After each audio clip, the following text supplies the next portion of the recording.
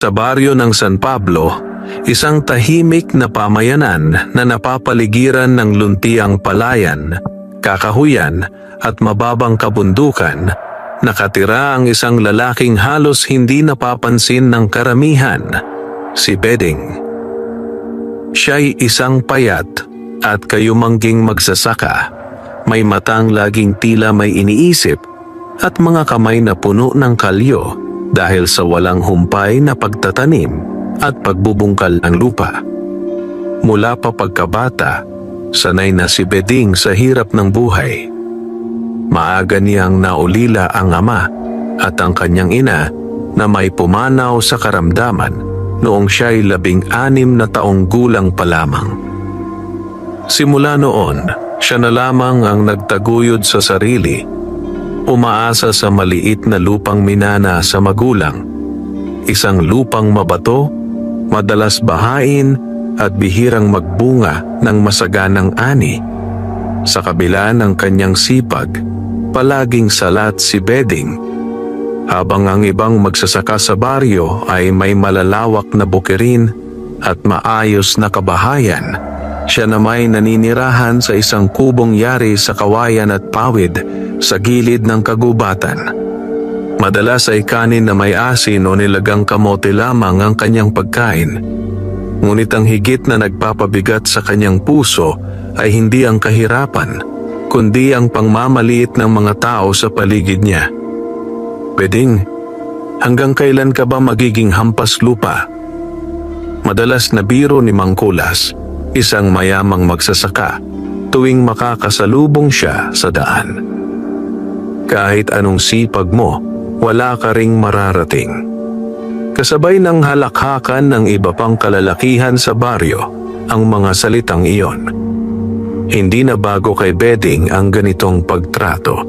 Tahimik lamang siyang yumuyuko at nagpapatuloy sa paglalakad, bitbit ang kanyang kalaykay at palang habang tinatago ang pait sa dibdib.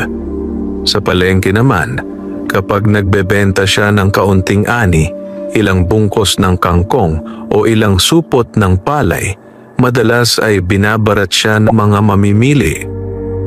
"Ang liit-liit ng palay mo, Beding, mukhang hindi pa hinog," sabi ng isang tinderang mayamang-mayaman ng suot.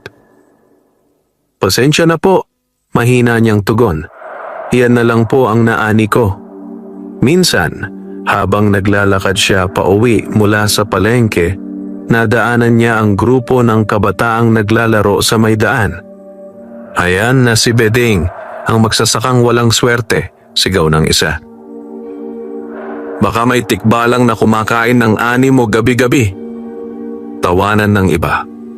Sa mga salitang iyon, hindi sinasadyang nabanggit ang isang alamat na matagal nang umiikot sa baryo ng San Pablo. Ang alamat tungkol sa tikbalang na naninirahan sa kagubatan sa paanan ng bundok. Ayon sa matatanda, ang tikbalang ay isang nilalang na may katawan ng tao at ulo ng kabayo na mahilig magligaw ng mga naliligaw sa gubat. Ngunit may isang kakaibang kwento na bihira lamang ikwento. Ang kwento tungkol sa tikbalang na may gintong buhok. Sinasabing ang tikbalang na iyon ay hindi basta karaniwang nilalang. Ang kanyang buhok na kumikislap na tila sinulid na ginto ay nagtataglay ng mahiwagang kapangyarihan.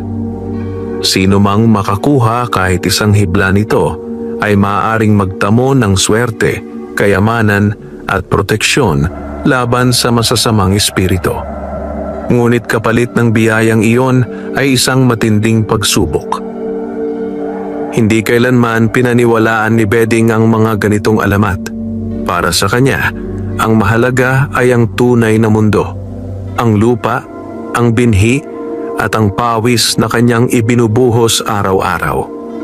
Isang hapon, matapos ang maghapong pagbubungkal sa kanyang bukid, napansin ni Beding na kakaiba ang anyo ng kanyang taniman. Ang ilang pilapil ay tila may mga bakas ng paa. Malalaki, tila hugis kabayo, ngunit may anyong pantao. Napakunot ang kanyang noo. Anong hayop kaya ang dumaan dito? bulong niya sa sarili. Sinundan niya ang mga bakas hanggang sa gilid ng kagubatan. Doon, sa pagitan ng matatandang puno ng balete at acacia, tila may narinig siyang mahinang halakhak, malalim, misteryoso at hindi maipaliwanag. Kinabahan si Beding. Ngunit sa halip na tumakbo, nanatili siyang nakatayo, hawak ang kanyang itak. "May tao po ba riyan?" Maingat niyang sigaw. Walang sumagot. Ngunit sa sandaling iyon, may biglang kumislap sa dilim. Isang liwanag na tila sinag ng araw sa gitna ng dapit hapon. Sa pagitan ng mga sanga, nasilayan niya ang isang hibla ng buhok na kumikintab na parang purong ginto. Napaatras siya sa gulat. "Hindi maaari," bulong niya. "Alamat lang iyon." Ngunit bago pa man siya makapag-isip ng higit, biglang naglaho ang liwanag, kasabay ng pagkalagas ng ilang dahon mula sa itaas. Naiwan si Beding na nanginginig, hindi malaman kung totoo ba ang kanyang nakita o bunga lamang ng pagod at gutom. Kinagabihan, habang siya'y nakahiga sa kanyang munting higaan sa kubo, hindi siya makatulog. Paulit-ulit sa kanyang isip ang kumikislap na gintong buhok at ang misteryosong halakhak sa gubat. Kung totoo man ang tikbalang na iyon, bulong niya sa sarili, bakit ako ang nakakita? Sa unang pagkakataon sa kanyang buhay, may kakaibang pag-asang sumibol sa puso ni Beding. Isang pag-asang hindi niya maipaliwanag, ngunit ramdam niyang may malaking pagbabago na paparating. Kinabukasan, maagang nagising si Beding. Hindi pa sumisikat ang araw, ngunit gising na ang kanyang diwa. Tila may bumubulong sa kanyang isip na bumangon at magpunta muli sa bukid. Mabigat pa ang kanyang katawan dahil sa puyat, subalit mas mabigat ang kuryosidad na nag-uudyok sa kanya. Bitbit ang kanyang itak at sa lakot, naglakad siya patungo sa taniman. Ang hamog ay nakadikit pa sa mga dahon ng palay at ang hangin mula sa kabundukan ay malamig at sariwa. Ngunit kakaiba ang pakiramdam niya, parang may matang nakamasid sa bawat hakbang niya.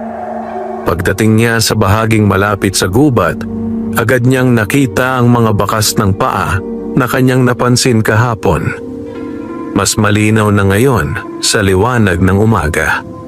Malalaki ang yapak at sa bawat hakbang ay parang may 4 na daliri sa unahan at isa sa hulihan, tila paa ng kabayo, ngunit may anyong pantao. Napaupo si Beding sa lupa at maingat na sinuri ang mga bakas. Hindi ito baka, hindi rin kabayo, bulong niya. May bigla siyang naalala, ang kwento ng kanyang ina noong siya'y bata pa. Noon, tuwing gabi ng tag-ulan, ikinukwento sa kanya ng ina ang tungkol sa mga nilalang sa gubat. "Anak," sabi noon ng kanyang ina, "kapag may nakita kang bakas na paa na baligtad, huwag mong susundan, tikbalang iyan. Nililigaw nila ang mga taong sakim o walang galang sa kalikasan." "Masama po ba sila, inay?" tanong niya noon. "Hindi lahat," sagot ng ina. "May mga tikbalang na tagapagbantay ng gubat, ngunit may ilan na mapaglaro at mapanlinlang, at may iilan na pinagpala, ang may gintong buhok." Ngayon, habang nakaupo siya sa lupa, malinaw na bumalik sa kanyang alaala ang mga salitang iyon. Tumayo si Beding at sinundan ang mga bakas. Unti-unti, pumasok siya sa mas masukal na bahagi ng kagubatan. Dito, mas malamig ang hangin at mas makapal ang anino ng mga puno. Naririnig niya ang huni ng mga ibon at ang kaluskos ng mga dahon, ngunit may kakaibang katahimikan sa paligid, parang ang buong gubat ay nagbabantay. Maya-maya, napansin niyang nawala ang mga bakas sa tabi ng isang matandang puno ng balete. Napakalaki ng punong iyon at ang mga ugat ay tila mga ahas na gumagapang sa lupa. Dito ba siya naglaho? Bulong ni Beding. Habang iniikot niya ang paligid, may napansin siyang kakaiba sa isang sanga. Isang hibla ng buhok na kumikislap sa sikat ng araw. Napatigil ang kanyang paghinga. Dahan-dahan siyang lumapit. Hindi siya makapaniwala sa kanyang nakikita. Ang hibla ay manipis ngunit matibay at ang kulay nito ay purong ginto, parang sinulid na hinabi ng araw mismo. Nang hawakan niya ito, nakaramdam siya ng kakaibang init sa palad. Hindi masakit, kundi parang banayad na yakap ng sikat ng araw. Ginto nga, bulong niya. Sa sandaling iyon, may biglang humalakhak mula sa itaas. Isang malalim at mababang tinig, tila nagmumula sa mismong puno. Hindi lahat ng nakakakita ay may lakas ng loob na humawak. Napatingala si Beding. Sa pagitan ng makakapal na sanga, may aninong unti-unting bumaba. Unti-unti itong nag-anyong isang nilalang. May katawan ng matipunong lalaki, ngunit ang ulo at mga paa ay anyo ng kabayo. Ang kanyang buhok ay mahaba at kumikislap na tila daloy ng gintong ilaw. Nanlaki ang mga mata ni Beding at napaurong. Ikaw ang tikbalang. Ngumiti ang nilalang at sa kanyang mga mata ay walang galit, bagkus ay tila aliw at pagtataka. Marami na ang tumawag sa akin yan, sabi nito. Ngunit bihira ang tumingin sa akin nang hindi tumatakbo. Nanginginig si Beding, ngunit pinilit niyang tumayo ng tuwid. Pasensya na po. Hindi ko po kayo sinasadya. Napadaan lang po ako. Tumawa ang tikbalang ng marahan. Hindi mo ako sinadya, ngunit tinawag ka ng gubat. Napatigil si Beding. Ako po? Bakit naman ako? Lumapit ang tikbalang at tiningnan siya mula ulo hanggang paa. Matagal na kitang pinagmamasdan, Beding ng San Pablo, sabi nito. Nagulat siya nang marinig ang sariling pangalan. Alam niyo po ang pangalan ko? Alam ng gubat ang lahat ng dumaraan at naninirahan sa paligid nito, tugon ng tikbalang. Alam ko ang iyong sipag, ang iyong pagtitiis, at ang pangmamaliit na iyong tinitiis. Napalunok si Beding. Hindi niya alam kung matutuwa o matatakot. Hindi kita niligaw, patuloy ng tikbalang. Hindi kita tinakot, ngunit may dahilan kung bakit nakita mo ang aking buhok. Itinaas nito ang isang kamay at mula roon ay may ilang hibla ng gintong buhok na kumislap. Ang gintong buhok ay hindi ibinibigay sa sakim, kundi sa may malinis na puso. Tahimik si Beding, hindi makapagsalita. Ngunit bago mo ito angkinin, sabi ng tikbalang, kailangan mong patunayan na karapat-dapat ka. Paano po? Mahinang tanong ni Beding. Ngumiti ang tikbalang at tumingin sa kailaliman ng gubat. May 3 pagsubok na ibibigay sa iyo. Kapag iyong napagtagumpayan, ang gintong buhok ay magiging iyo. At kasama nito ang pagbabagong hinahanap ng iyong kapalaran. Sa sandaling iyon, umihip ang malakas na hangin at nagdilim ang paligid. Pagmulat ni Beding ng mata, wala na ang tikbalang. Ngunit sa kanyang palad, naroon pa rin ang isang hibla ng gintong buhok na kumikislap sa liwanag ng umaga. At sa kanyang dibdib, may kaba at pag-asang magkahalong sumiklab. Buong maghapon ay tila lutang si Beding. Habang nag-aararo siya ng lupa at nagtatali ng mga punla, paulit-ulit sa kanyang isipan ang mukha ng tikbalang at ang mga salitang binitiwan nito. 3 pagsubok. Paminsan-minsan, dinudukot niya mula sa bulsa ng kanyang kamiseta ang hibla ng gintong buhok na ibinigay sa kanya. Kumikislap pa rin ito na parang buhay. At sa tuwing nahahawakan niya, ay may kakaibang lakas na dumadaloy sa kanyang katawan. Pagsapit ng hapon, habang papauwi na siya mula sa bukid, napansin niyang nagkakagulo ang mga tao sa gitna ng baryo. May mga nagtatakbuhan, may mga umiiyak, at may mga lalaking may bitbit na sulo. "Ano ang nangyayari?" tanong ni Beding sa isang matandang babae. "Nasusunog ang kamalig ni Mang Kulas," sagot nito. "May apoy sa bukid niya sa bandang ilog." Napahinto si Beding. Si Mang Kulas, ang lalaking madalas siyang maliitin at pagtawanan. Mabilis na tumakbo si Beding patungo sa lugar. Mula sa malayo ay tanaw na tanaw niya ang makapal na usok na umaakyat sa langit at ang apoy na sumasayaw sa hangin. Ang kamalig na puno ng palay ay nilalamon ng apoy at ang ilang manggagawa ay desperadong nagsasalin ng tubig mula sa ilog gamit ang mga timba. Sa gilid ng bukid, nakita niya si Mang Kulas na nakaluhod sa lupa, hawak ang kanyang ulo. Wala na ang lahat ng ani ko." Umiiyak itong bulong. Humigpit ang dibdib ni Beding. Sa isang iglap, naalala niya ang lahat ng pangungutya at pangmamaliit na ginawa sa kanya ng lalaking iyon. "Ngayon, tikman mo ang karma." Bulong ng isang bahagi ng kanyang isip. Ngunit sa kabilang bahagi ng kanyang dibdib, may ibang tinig na sumibol, ang tinig ng kanyang ina. "Anak, ang tunay na lakas ay hindi sa paghihiganti, kundi sa awa." Napapikit si Beding. Sa sandaling iyon, biglang uminit ang kanyang palad, ang palad na may hawak na gintong buhok. Isang bulong ang narinig niya sa hangin. Unang pagsubok, awa laban sa galit. Nangilid ang luha sa kanyang mga mata.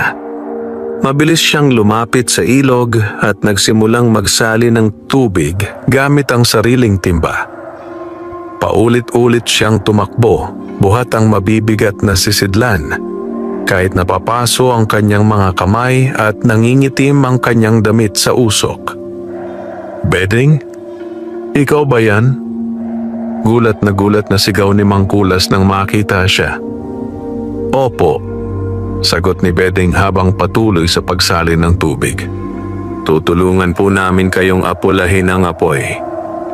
Pero ako, palagi kitang minamaliit." Nanginginig na, sabi ni Mang Kulas. Sandaling tumigil si Beding at tumingin sa kanya. "Nasusunog po ang ani ninyo," mahinahon niyang tugon. "Mas mahalaga po iyon kaysa sa sama ng loob." Hindi na nakasagot si Mang Kulas. Tumulo ang luha sa kanyang mga mata. Sa tulong ng buong baryo, unti-unting naapula ang apoy. Bagamat maraming palay ang nasira, nailigtas pa rin ang kalahati ng ani at ang mismong kamalig. Paglubog ng araw, pagod na pagod si Beding. Umupo siya sa tabi ng ilog, nilalamig at nanginginig sa pagod. Bigla niyang narinig ang pamilyar na halakhak. "Maganda ang iyong pinili, Beding." Paglingon niya, naroon muli ang tikbalang, nakatayo sa ibabaw ng isang malaking bato. Ang gintong buhok nito ay kumikislap sa liwanag ng dapit hapon. "Iyan ang unang pagsubok," sabi nito. "Pinili mo ang awa kaysa sa galit." "Hindi ko po alam kung tama ang ginawa ko," mahina niyang sabi. Walang perpektong sagot, tugon ng tikbalang. Ngunit ang puso mong marunong magpatawad ang susi ng unang pintuan. Itinaas ng tikbalang ang kamay at marahang hinaplos ang hibla ng gintong buhok sa palad ni Beding. Biglang nagliwanag ito at tila nahati sa dalawa. "Isang pagsubok ang iyong nalampasan," sabi nito. "Dalawa pa ang natitira." "Anong mangyayari po ngayon?" tanong ni Beding. Ngumiti ang tikbalang. Kapag dumating ang oras, tatawagin ka muli ng gubat. At sa isang kisap mata, naglaho ito na parang usok sa hangin. Naiwan si Beding na tahimik na nakaupo, hawak ang 2 hibla ng gintong buhok. Sa kanyang puso, unti-unting nawala ang bigat ng sama ng loob, at sa halip ay napalitan ng kakaibang kapayapaan. Lumipas ang ilang araw na tila payapa ang lahat sa baryo ng San Pablo. Bumalik sa dating gawain ng mga tao, at si Beding ay muling nagbalik sa kanyang tahimik na pagbubungkal ng lupa. Ngunit sa kanyang dibdib, alam niyang hindi pa tapos ang kakaibang paglalakbay na sinimulan ng gubat. 2 hibla na ngayon ng gintong buhok ang kanyang iniingatan, nakabalot sa isang pirasong tela at itinatago sa loob ng maliit na sisidlan na yari sa kawayan. Sa tuwing hinahawakan niya ang mga iyon, nakakaramdam siya ng kakaibang tibay ng loob at linaw ng isip. Isang umaga, dumating sa kanyang kubo ang isang batang lalaki na hingal na hingal. "Kuya Beding! Kuya Beding!" sigaw nito. "Ano yon, Nilo?" tanong niya, agad na tumayo. "Ang anak ni Aling Rosa, si Lita. Biglang nagkasakit po kagabi. Nilalagnat at hindi na magising ng maayos," sabi po ng albularyo. Parang may di nakikitang nilalang na dumapo sa kanya. Nanlamig ang dibdib ni Beding. Kilala niya si Aling Rosa, isa itong mabait na byuda na may iisang anak. Mahirap lamang din ang mag-ina at wala sila sapat na pera para sa gamot o doktor. "Nasaan sila?" agad niyang tanong. "Sa dulo po ng baryo, malapit sa lumang balon." Hindi na nag-aksaya ng oras si Beding. Kinuha niya ang kanyang salakot at dali-daling naglakad patungo sa bahay ni na Aling Rosa. Pagdating niya roon, nadatnan niya ang maraming kapitbahay na nag-aabang sa labas. Sa loob ng kubo, nakahiga si Lita, maputla ang muka at halos hindi makagalaw. Nanginginig ang kanyang katawan at ang kanyang paghinga ay mabagal at mabigat. Sa tabi ng higaan, nakaupo si Aling Rosa, umiiyak at hawak ang kamay ng anak. "Beding!" Nang makita siya ng babae, agad itong lumapit. "Hindi ko na po alam ang gagawin ko," sabi ng albularyo. May sumunod daw na masamang espiritu sa bata. Lumapit si Beding at tiningnan ang bata. Hindi siya marunong manggamot, ngunit may kakaiba siyang naramdaman. Parang may malamig na hangin na paikot-ikot sa paligid ng higaan. Sa sandaling iyon, biglang uminit ang kanyang dibdib at ang sisidlang may gintong buhok sa loob ng kanyang bulsa. Isang bulong ang muling dumaloy sa hangin. Ikalawang pagsubok, tapang laban sa takot. Napapikit si Beding. "Aling Rosa," mahinahon niyang sabi, "pahintulutan ninyo po akong subukan tumulong." "Paano mo matutulungan ang anak ko?" umiiyak na tanong ng babae. "Hindi ko po alam," tapat niyang sagot. "Pero susubukan ko po." Huminga siya ng malalim at kinuha ang isang hibla ng gintong buhok mula sa sisidlan. Dahan-dahan niya itong inilagay sa palad ni Lita. Biglang kumislap ang hibla at nagbigay ng banayad na liwanag. Sa sandaling iyon, naramdaman ni Beding na parang may malamig na aninong dumaan sa kanyang tabi. Mula sa sulok ng silid, may narinig siyang mahinang ungol, tila galit at nagbabantang tinig. "Umalis ka." Mahina, ngunit matatag na sambit ni Beding. Walang sino man sa loob ng kubo ang tila nakarinig maliban sa kanya. "Hindi ka nararapat dito." Biglang lumakas ang hangin sa loob ng silid.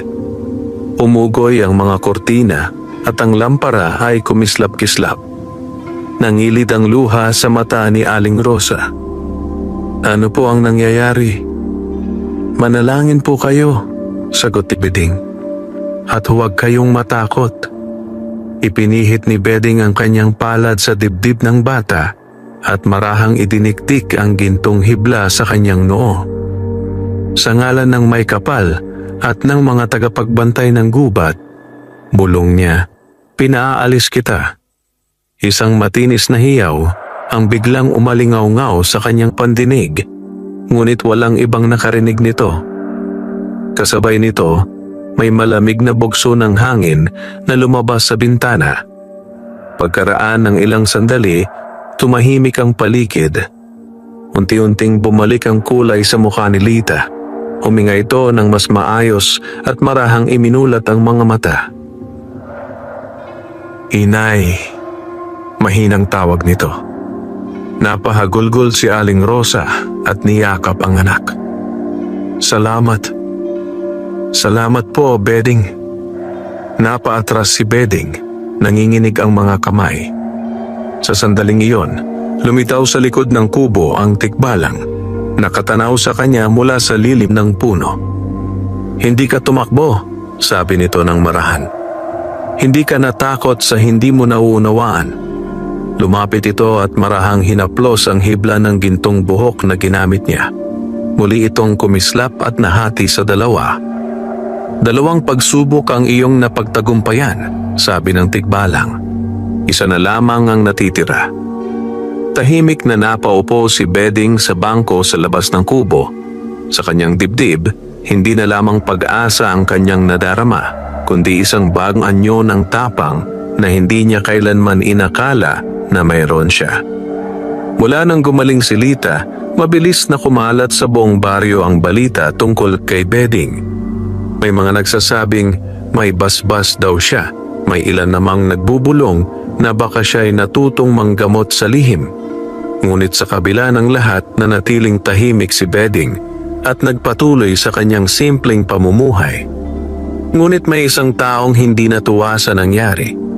Ito ay si Don Emilio, ang pinakamayamang hasyendero sa mga karatig baryo. Siya ang may-ari ng malalawak na lupain sa paligid ng San Pablo at maraming magsasaka ang umaasa sa kanya bilang kasama sa ani. Kilala siya sa pagiging sakim at walang awa sa mga mahihirap. Nang mabalitaan niya ang tungkol sa magsasakang may kapangyarihan, agad siyang nagpadala ng kanyang katiwala upang alamin ang buong kwento. Beding daw ang pangalan, ulat ng katiwala. Mahina at tahimik na magsasaka. Pero sabi ng mga tao, may himala raw na nagawa. Napangiti si Don Emilio, ngunit ang ngiting iyon ay malamig at puno ng pag-iisip.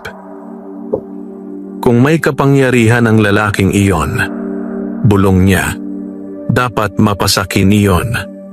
Kinabukasan, ipinatawag ni Don Emilio si Beding sa kanyang malaking bahay na bato sa gilid ng baryo.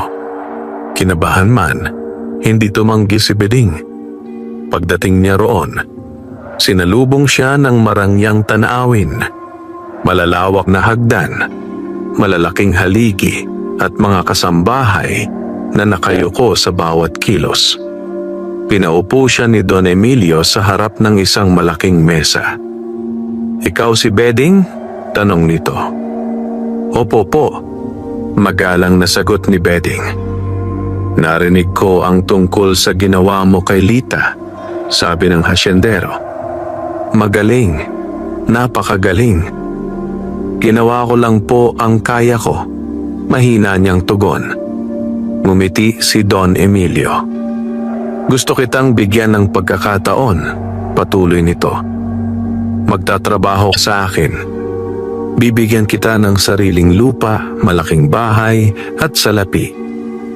Kapalit nito, tutulungan mo akong pagalingin ng mga taong gusto kong pagalingin at saktan ng mga taong gusto kong saktan. Nanlaki ang mga mata ni Beding. Hindi ko po kayang manakit ng kahit sino, agad niyang sagot. Tumalim ang tingin ni Don Emilio. Mag-isip ka, Beding, malamig nitong sabi. Buong buhay mo, ikaw ay minamaliit, pinagtatawanan at inaapi. Sa isang salita ko lang, mawawala ang kahirapan mo. Hindi mo na kailangang magtiis pa. Sandaling natigilan si Beding. Sa isang iglap, pumasok sa kanyang isip ang lahat ng hirap na naranasan niya.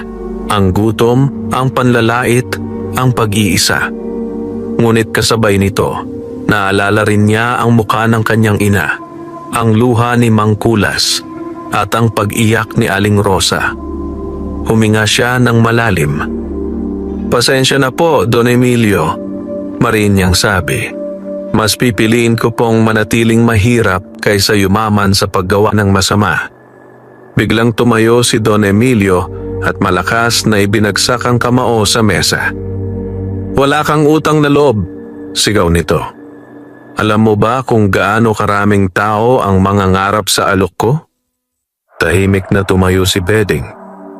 "Maraming salamat po sa alok," mahinahon niyang tugon. "Ngunit uuwi na po ako." Lumabas siya ng bahay na nanginginig ang tuhod, ngunit magaan ang dibdib. Sa pagdaan niya sa daang patungo sa gubat, biglang bumaba ang makapal na ulap at nagdilim ang paligid. Mula sa lilim ng mga puno, muling lumitaw ang tikbalang. "Hindi mo ipinagbili ang iyong kaluluwa," sabi nito. "Natakot po ako," amin ni Beding. "Ngunit hindi ko po kayang gumawa ng masama." Ngumiti ang tikbalang at itinaas ang kamay.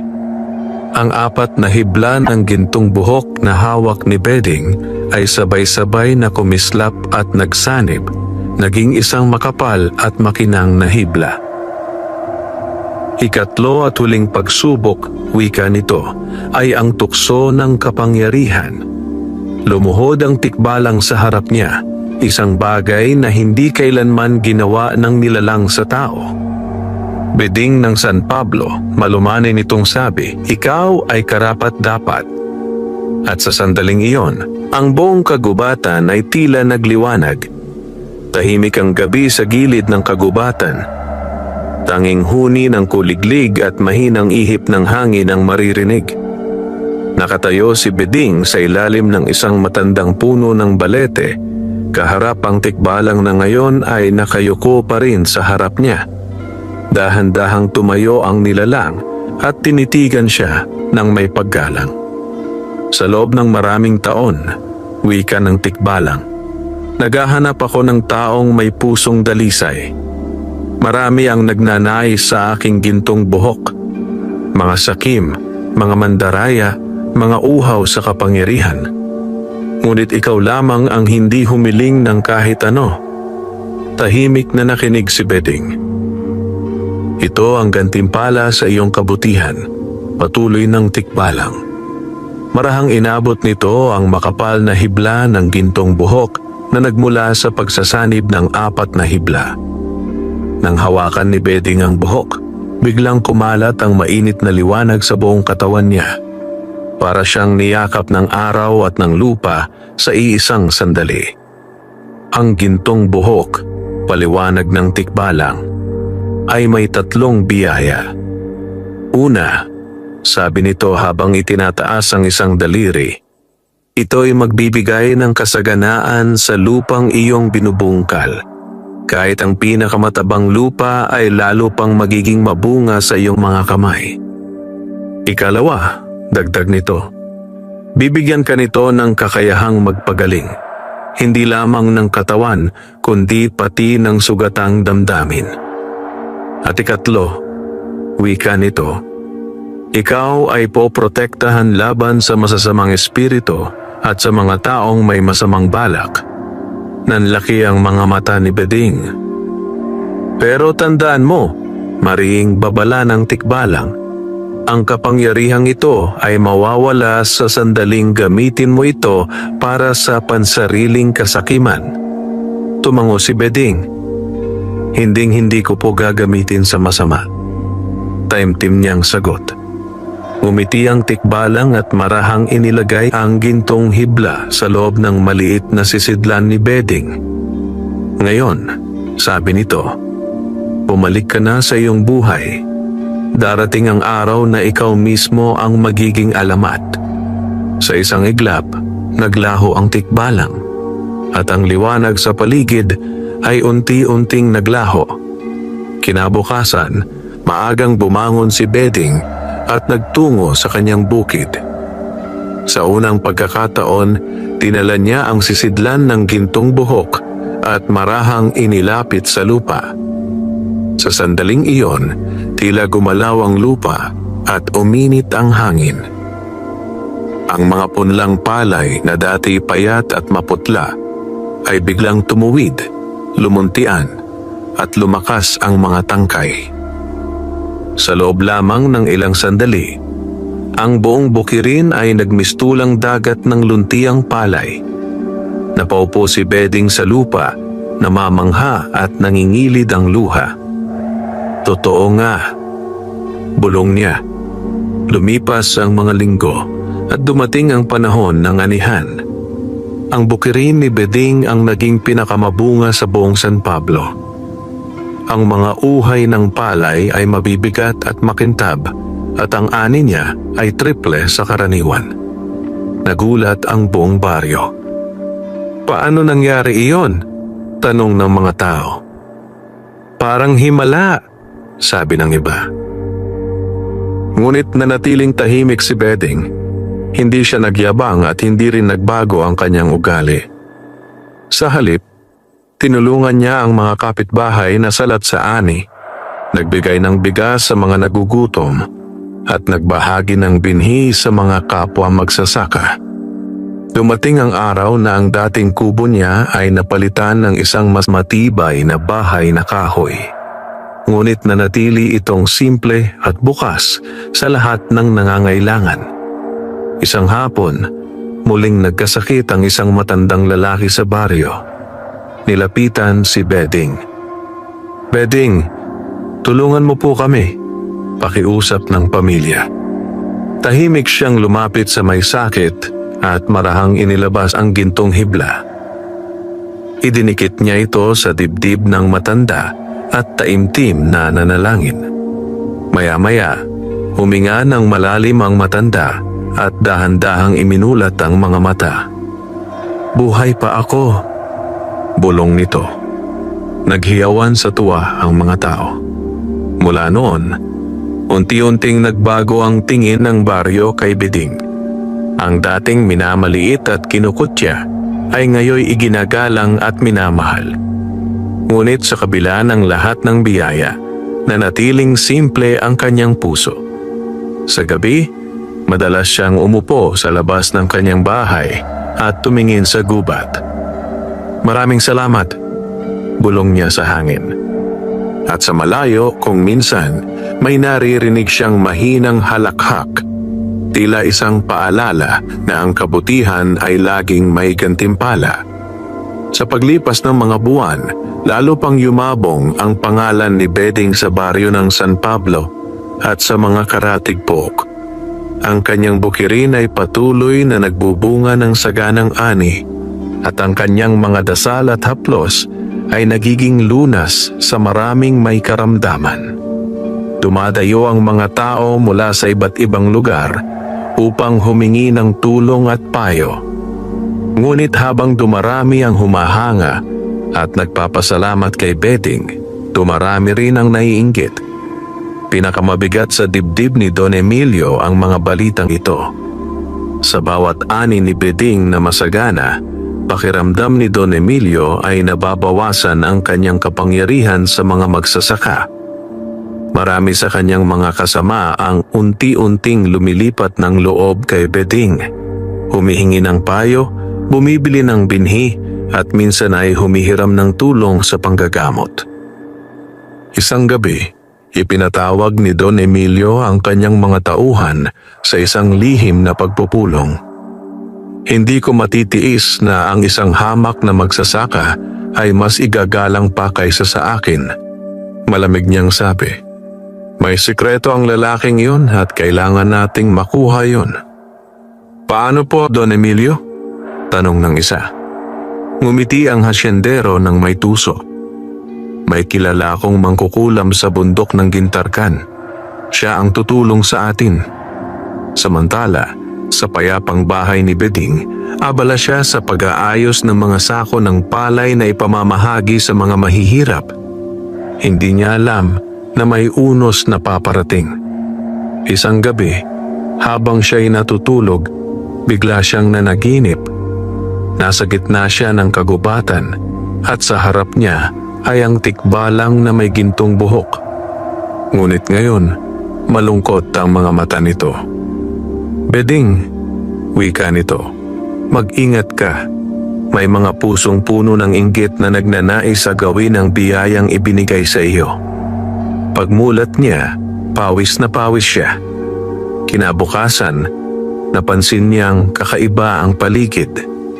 Ang ilang punla sa bukid niya ay biglang nanilaw at ang hangin ay tila mabigat. Habang sinusuri niya ang taniman, may nakita siyang maliit na supot na nakabaon sa lupa.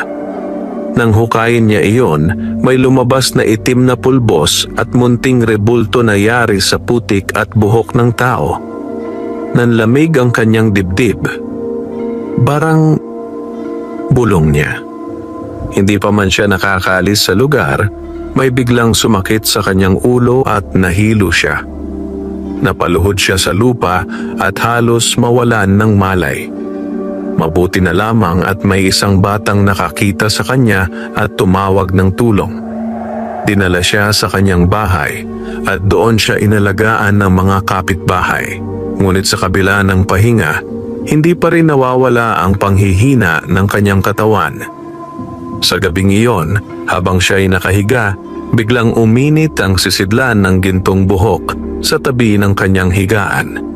Mula sa dilim, muling lumitaw ang tikbalang. Sinimulan na nila, sabi nito. Sino po? Mahina niyang tanong. Si Don Emilio at ang mangkukulam na kanyang inupahan, sagot ng tikbalang. Gusto nilang agawin ang aking biyaya. Anong gagawin ko po? Tanong ni Beding, nanginginig sa takot. Ang kapangyarihan mo ay hindi para sa pakikipaglaban, sabi ng tikbalang. Ngunit kailangan mong ipagtanggol ang iyong sarili at ang baryo.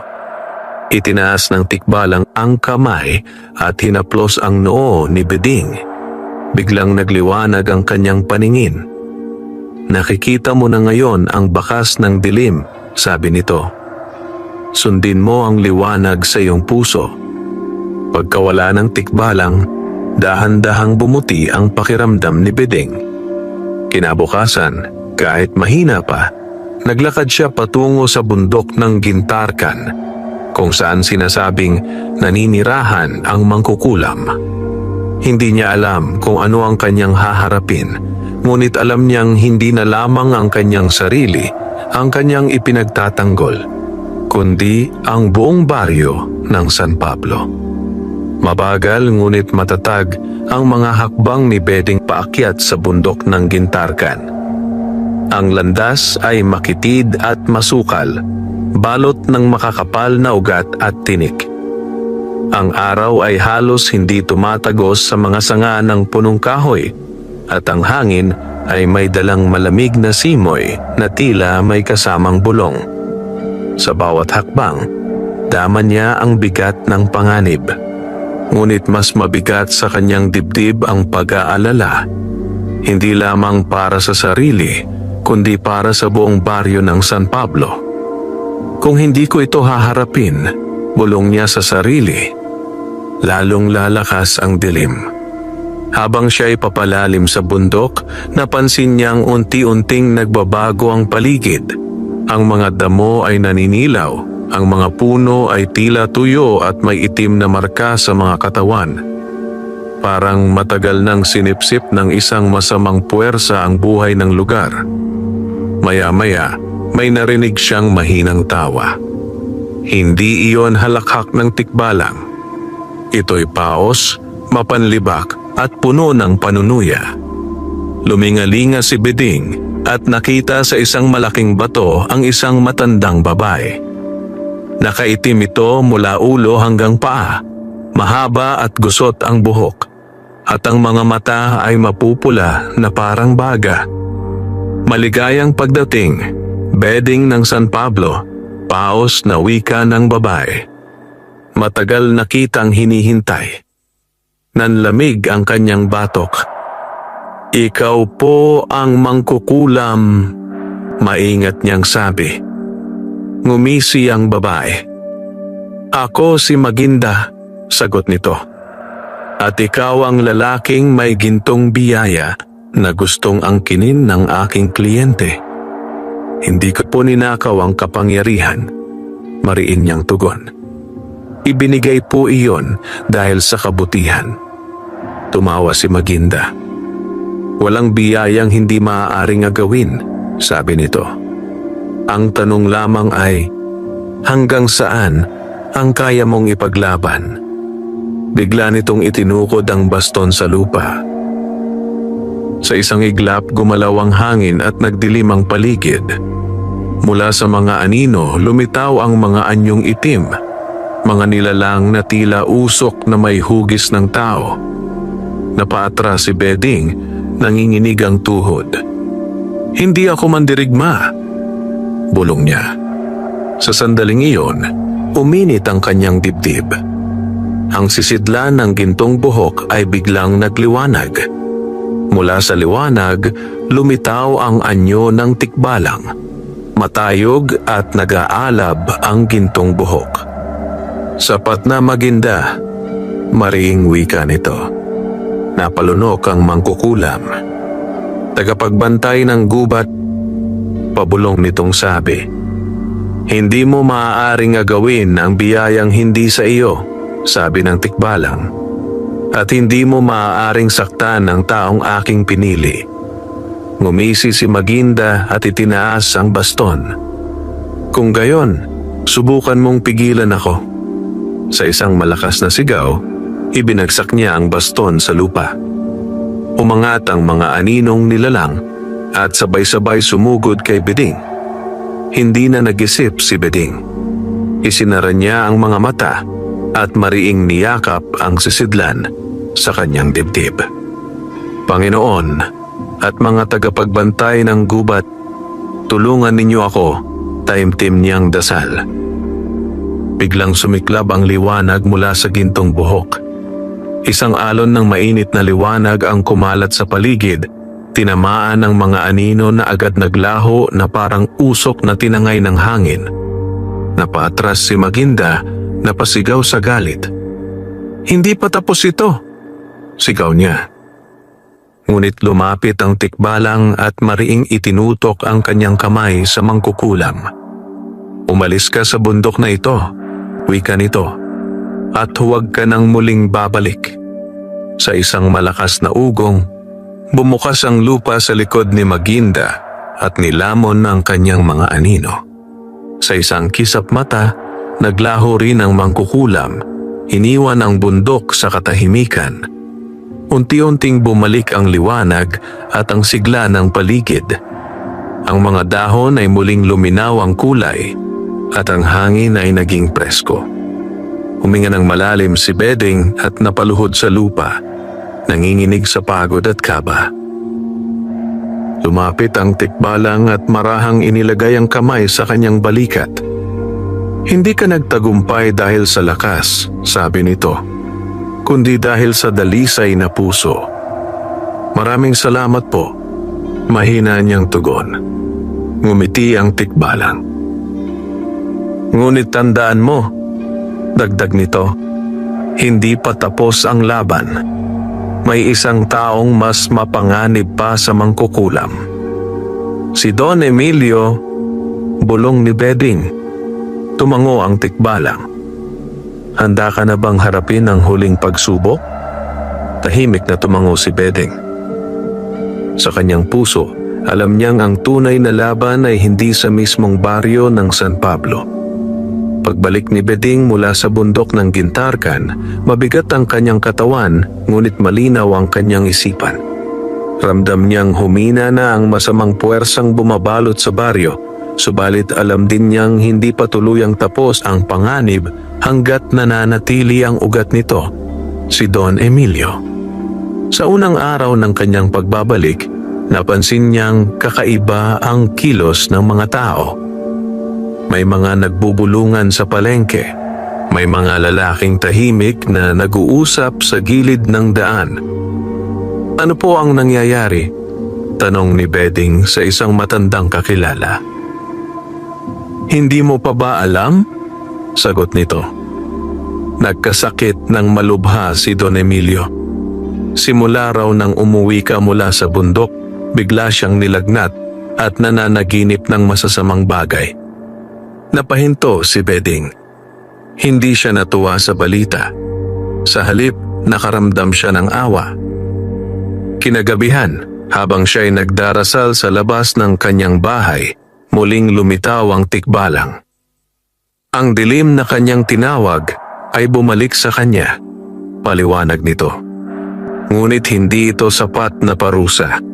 Ang tunay na pagsubok ay nasa iyong puso. Anong ibig ninyong sabihin? Tanong ni Beding. May pagkakataon kang gumanti. Sagot ng tikbalang. Ngunit ang tanong, pipiliin mo ba ang awa o ang galit? Tahimik na napaisip si Beding. Kinabukasan, may dumating na mensahero mula sa bahay ni Don Emilio. Pinatatawag po kayo ng aking amo, nanginginig na sabi ng laki. Kayo na lamang po ang pag-asa niya.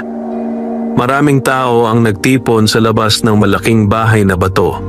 May ilan na lihim na umaasang pababayaan ni Beding ang hasyendero sapagkat marami itong inaping magsasaka sa mga nagdaang taon. Pagpasok ni Beding sa silid ni Don Emilio, bumungad sa kanya ang isang larawan ng kahinaan. Ang dating makapangyarihang hasyendero ay payat, maputla at halos hindi makabangon sa higaan. Ang kanyang mga mata ay puno ng takot. Ikaw ba iyan, Beding? Mahinang bulong nito. Opo po, sagot niya, marahang lumapit. Alam kong kasalanan ko ang lahat, umiiyak na sabi ni Don Emilio. Ako ang nag-utos sa mangkukulam. Ako ang naghangad ng kapangyarihan mo. Nanlamig ang dibdib ni Beding. Bakit ninyo po ginawa iyon? Tanong niya. Dahil sa inggit at takot. Sagot ng hasyendero. Natatakot akong mawala ang respeto ng mga tao. Natakot akong may mas maging makapangyarihan kaysa sa akin. Tahimik na tumulo ang luha ni Beding. Nakita niya sa harap niya hindi ang isang kaaway, kundi isang taong nilamon ng sariling kasamaan. Beding, pakiusap ni Don Emilio. Kung may kaunting awa pa sa puso mo, iligtas mo ako. Sa sandaling iyon, uminit ang sisidlan ng gintong buhok sa dibdib ni Beding. Isang bulong ang narinig niya. Ang huling laban ay laban sa iyong sarili. Huminga siya ng malalim at inilabas ang gintong hibla. Dahan-dahan niya itong inilapit sa noo ni Don Emilio. Ngunit bago niya ito idikit, sandali siyang tumigil. Naalala niya ang lahat ng inaping magsasaka, ang mga pinalaya sa lupa, ang mga pinaluhod sa utang. Kung gugustuhin niya, maaari niyang hayaan si Don Emilio na mamatay at maraming tao ang magsasabing iyon ay makatarungan. Ngunit naalala rin niya ang aral ng tikbalang, ang tinig ng kanyang ina at ang tatlong pagsubok na kanyang napagdaanan. Marahang ipinikit ni Beding ang kanyang mga mata. Pinapatawad ko po kayo, mahina niyang sabi. At idinikit niya ang gintong hibla sa noo ng hasyendero. Biglang kumislap ang liwanag sa buong silid. Umangat ang hangin at tila may aninong lumabas mula sa dibdib ni Don Emilio. Isang maitim na usok na sumigaw bago tuluyang naglaho. Napahinga ng malalim ang hasyendero. Unti-unting bumalik ang kulay sa kanyang muka. Beding, nanginginig niyang sabi, Salamat, hindi ko makakalimutan ang ginawa mo. Tahimik na tumango si Beding. Paglabas niya ng bahay, sinalubong siya ng mga tao. Pinabayaan mo ba siyang mamatay? Tanong ng ilan. Hindi. Mahinahon niyang sagot. Pinili ko pong magpatawad. Sa gabing iyon, muling lumitaw ang tikbalang sa kanyang panaginip. Napagtagumpayan mo ang huling pagsubok, sabi nito. Hindi sa pamamagitan ng kapangyarihan, kundi sa pamamagitan ng awa. Ngumiti si Beding sa kanyang panaginip at sa kauna-unahang pagkakataon, nakaramdam siya ng ganap na kapayapaan. Sumikat ang araw sa baryo ng San Pablo na tila mas maliwanag kaysa dati. Pagkatapos ng pagkakasakit ni Don Emilio, mabilis na kumalat ang balitang nagbago ang kanyang puso.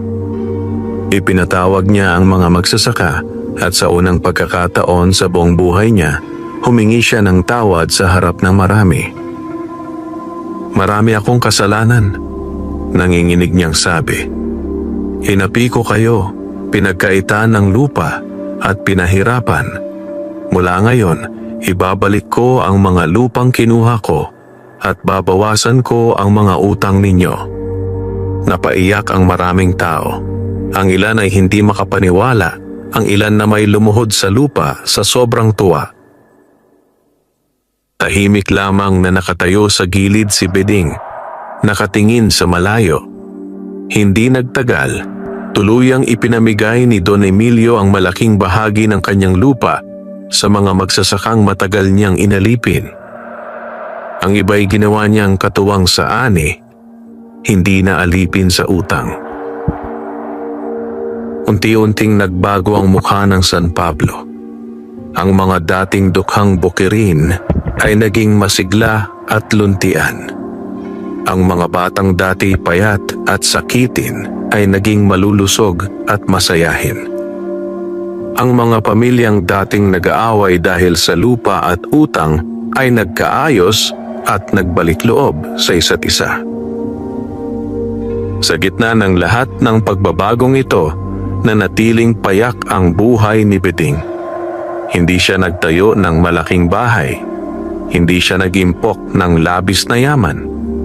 Patuloy pa rin siyang nagbubungkal ng lupa, nagtatanim ng palay, at tumutulong sa mga nangangailangan. Ngunit may isang malaking pagbabago sa kanyang buhay. Isang araw, may dumating sa kanyang bahay na isang dalagang tahimik at may mabait na ngiti. Siya si Maria, isang ulilang guro na bagong lipat sa baryo. Madalas silang magkasalubong sa daan, mag-usap tungkol sa bukid at sa mga bata sa paaralan. Hanggang sa isang hapon, napansin ni Beding na sa tuwing ngumingiti si Maria, gumagaan ang kanyang dibdib. Lumipas ang mga buwan at sa basbas ng buong baryo, sila'y nagpakasal sa isang payak ngunit masayang handaan. Nagkaroon sila ng mga anak, malulusog, magagalang, at lumaking may takot sa Diyos at pagmamahal sa kapwa. At ang gintong buhok ng tikbalang? Isang gabi, habang pinagmamasdan ni Beding ang buwan sa labas ng kanyang bahay, muling lumitaw ang tikbalang. Panahon na, sabi nito. Panahon na po ng alin? Tanong ni Beding. Panahon na upang ibalik mo sa gubat ang aking biyaya, tugon nito. Hindi nagulat si Beding. Matagal na niyang alam na darating ang sandaling iyon. Tahimik niyang kinuha ang sisidlan at inilabas ang gintong hibla, na ngayon ay mas kumikislap kaysa dati. Maraming salamat po, sabi niya. Kung wala ito, hindi ko po magagawa ang lahat ng iyon. Ngumiti ang tikbalang. Hindi ang buhok ang gumawa ng himala, sabi nito. Ikaw ang tunay na himala. Marahang inilapag ni Beding ang gintong buhok sa ugat ng matandang balete. Sa isang kisap mata, nagliwanag ang puno at ang hibla ay naglaho na parang sinag ng araw. Sa sandaling iyon, naramdaman ni Beding na may nawala sa kanya, ngunit may mas mahalagang naiwan. Ang lakas ng loob, ang karunungan, at ang pusong marunong magmahal. Pagkawala ng tikbalang, muling bumalik ang katahimikan ng gabi. Lumipas ang maraming taon. Namatay si Beding sa katandaan, napapaligiran ng kanyang mga anak at apo, payapa at may ngiti sa labi. Ngunit ang kanyang pangalan ay hindi kailanman nakalimutan. Hanggang ngayon, sa baryo ng San Pablo, may mga matatandang nagkukwento sa mga bata tuwing gabi. May isang magsasakang minamaliit noon na pinagpala ng tikbalang dahil sa kanyang kabutihan. At sa tuwing may batang naliligaw sa gubat, sinasabi ng matatanda, "Magpakabuti ka at baka ang tikbalang na may gintong buhok ay maging kaibigan mo." At sa malayo, kung minsan, sa ihip ng hangin sa pagitan ng mga puno, may maririnig na mahinang halakhak. Wakas, wakas, wakas, wakas, wakas, wakas, wakas.